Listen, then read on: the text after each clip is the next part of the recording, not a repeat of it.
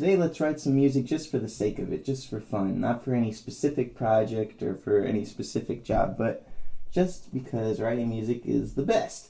Whenever I'm writing this way and it's not for a specific goal, I try to create some parameters to work in so that I have like a starting point or something to think about that can help me be on the right track to creating something cohesive, and also it helps my brain just kind of settle out of what should I do mode and into let's just do something mode.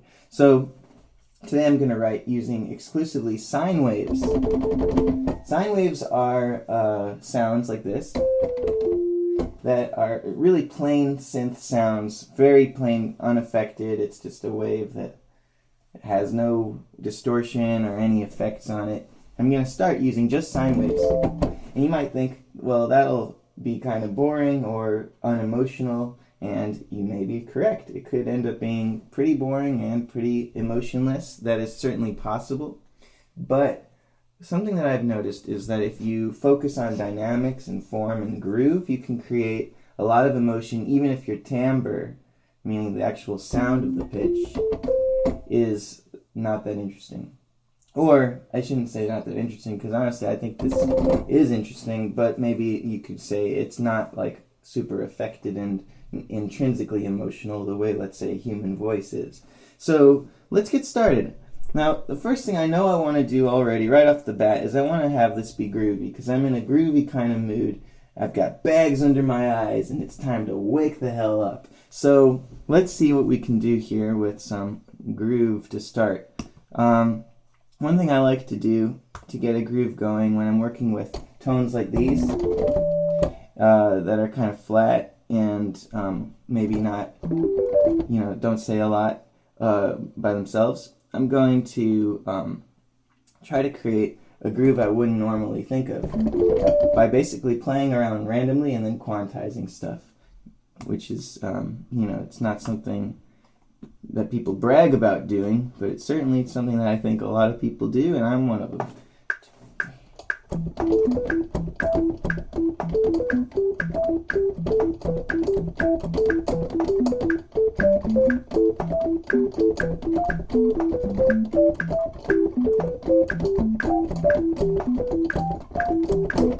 Okay, so that's a bunch of gobbledygook. Now I'm going to quantize it to 16th notes, and then I'm going to take a chunk of it right here. How about quantize that to triplets, see what we get, and we'll go from there. So here's what we have quantized.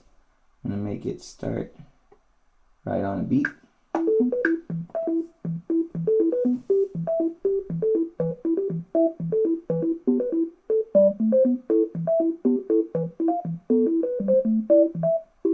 Switch to triplets there.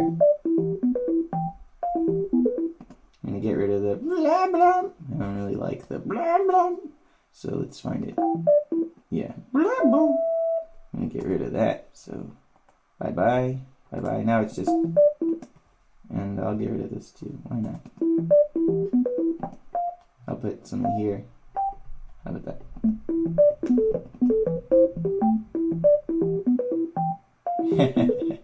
The triplet part's kind of janky. So let's create something really stable underneath all of that so that we have a counterpoint to the craziness that we had just witnessed. So let's see what we can do. So if I have F as like a steady pedal tone, this is F, F, F, F, and I'm keeping, let's say, half notes with it. 1, 2, 3, 4. That'll be, first of all, that'll sound like F Lydian because everything I was playing was in C. And so now F is going to be the central tone, even though the notes we're hearing are in C. And it's going to be stable because it's half notes. Let's take a listen. And E. And going down to C. It's not Lydian anymore. And B. So we've got this nice stable element here of the bass line.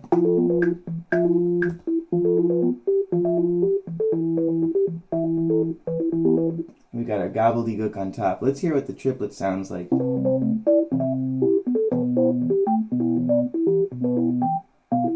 It's still pretty janky, but I have a good feeling about it actually. I'm keeping it in.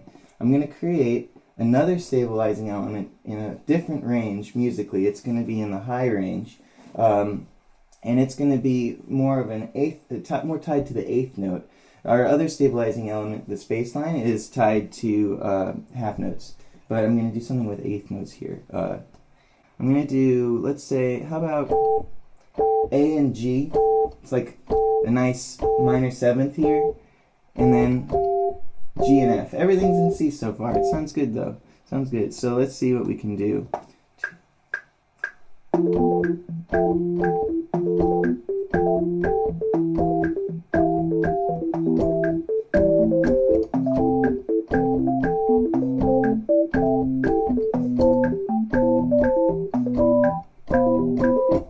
Alright, so this generally was successful, the eighth notes here. I'm going to not only quantize it, but I'm going to work a little bit with the harmony towards the end. I really like all the harmony until the end. I feel like those last two notes could have been a little more conclusive. Put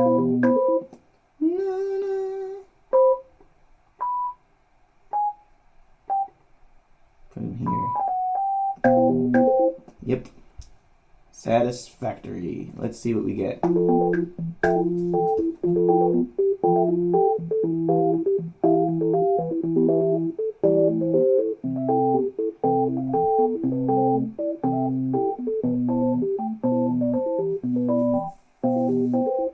Now this triplet stuff,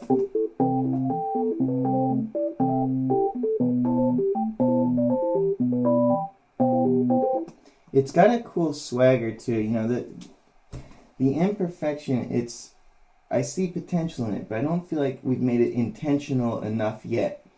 So what I'm going to do is when that triplety stuff starts happening, I'm going to create a third stabilizing track that's really hard quantized to quarter note triplets. And I think that will help stabilize things just enough by sounding really intentional there with our triplets. So if you have one track that's doing something weird, it can be just weird. But when you have two tracks doing the same weird thing together, suddenly it's reinforced. It sounds on purpose. It sounds like, of course it's like this. Of course, no one questions it. And so that's what I'm trying to create here by having another element that is tied to the triplets.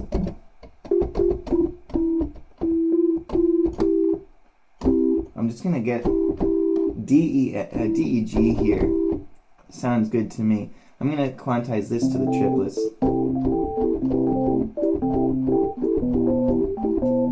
So let's see, it's going to be like...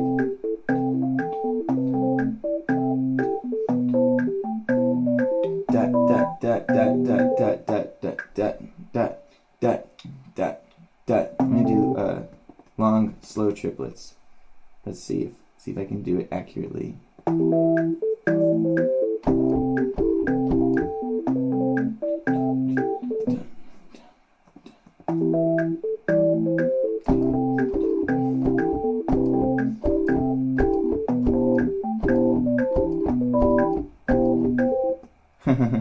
Not so accurate. Alright, well, that's okay. I'll have to work on that. So I'll be a better tripleter in the future. But for now, we got robots to fix it for us, quantize it. So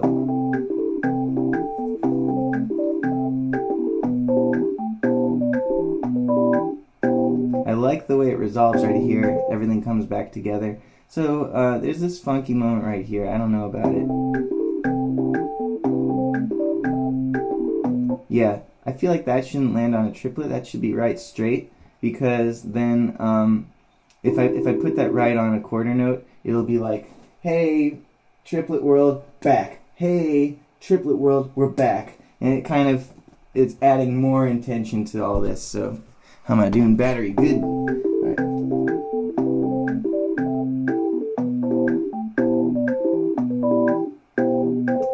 Interesting.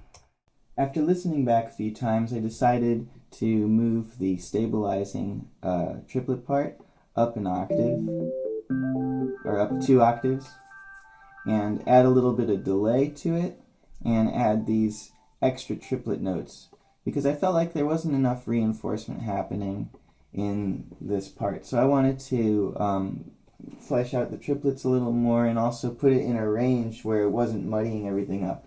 So one thing you'll notice about writing with just sine waves is that since you don't have a lot of timbre differences, or really any timbre differences from part to part, you have to take advantage of all these other aspects of arranging much more, like range, highness versus lowness, and width, panning from left to right, and rhythm counterpoint. You have to take advantage of these elements in order to make things fit together and not clash with each other. So, after listening a little more, I decided this higher sound would be better. So, yeah, here it is with everything.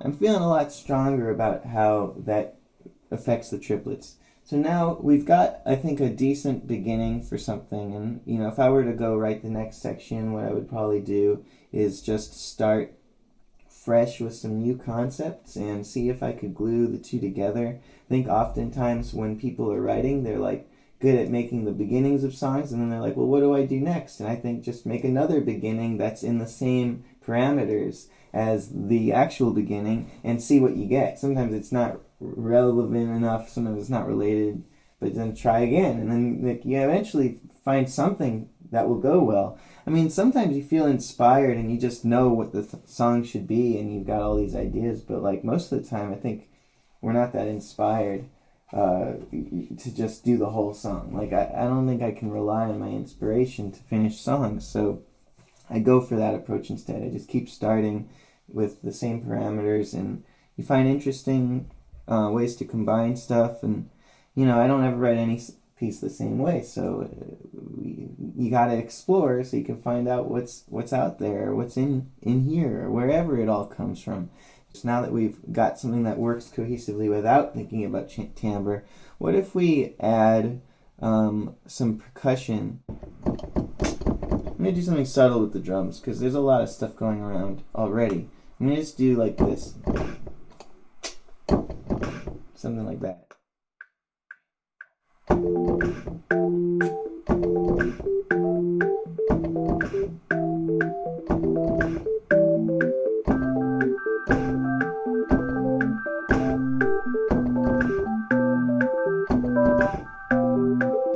Cool, so that's interesting. When you start bringing other timbres into the equation, when you've got all those sine waves, it's a really striking thing. I seen it coming like a lightning strike. Oh, oh.